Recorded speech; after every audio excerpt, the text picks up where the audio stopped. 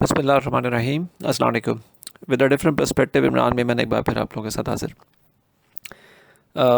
ये जो हफ़्ता क्लोज़ हुआ, इसमें एक चीज़ आपके साथ डिस्कस की थी कि इंडेक्स एक जो इनडिसाइसिव या फ्लैट या नैरो रेंज में जाता हुआ नज़र आ सकता है और इसकी वजह से हम वॉल्यूम्स को कम होते हुए देख सकते हैं। ये पिछले हफ्ते हमने डिस्कस किया था।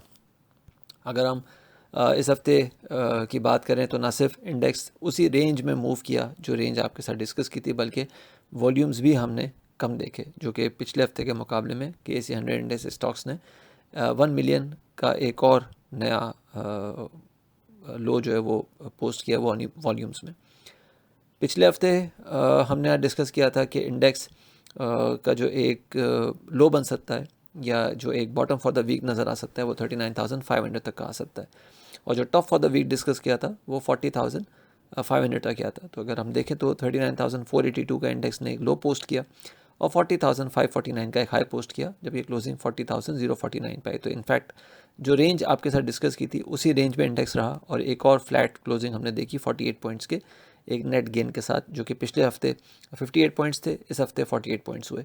और अगर वॉल्यूम्स की बात करें तो KSE 100 इंडेक्स स्टॉक से 234.66 मिलियन शेयर्स ट्रेड होते हुए नजर आए, जो कि जुलाई 2022 से वीकली टर्म्स पे जुलाई 2022 से अब तक के लोएस्ट वीकली टोटल हैं और पिछले हफ्ते के मुकाबले में 1 मिलियन से डाउन है। आने वाले हफ्ते की बात करें तो back to back doji formations, poor volumes, ये दोनों चीज़ें इंडेक्स को एक थिन और नैरो रेंज में स्टक होते हुए बता रही हैं। और ये अगेन ये मैं बता रहा हूँ कि इसकी वजह से वॉल्यूम्स में ही जो है वो सबसे ज़्यादा नुकसान वॉल्यूम्स को ही आ सकता है, क्योंकि ज़ाहिर है इस थिन रेंज की वजह से ना अग्रेसिव बायर्स एंट्री लेते हैं, ना अग्रेसिव सेलर्स एंट्री लेते हैं। और अगर ट्रेंड की बात करूं तो ट्रेंड तो 40,600 से नीचे नीचे या 40,680 से नीचे नीचे, अगर प्रिसाइसली बात करूं तो 40,680 से नीचे नीचे index is in bearish grip. आने वाले हफ्ते के लिए जो लेवल नज़र आ सकता है वो 39,730 से 39,360 का आ सकता है, जबकि जो बॉटम एक्सपेक्टेड है इस हफ्ते का वो 39,030 से 38,930 का है। मैं नहीं समझता कि 38,930 या 39,030 की रेंज आने वाले हफ्ते में टेस्ट हो, लेकिन यू नेवर नो। वैसे जो ओवरऑल रेंज नज़र आ रही है वो 39,730 से 39,630 तक की नज़र आ रही है।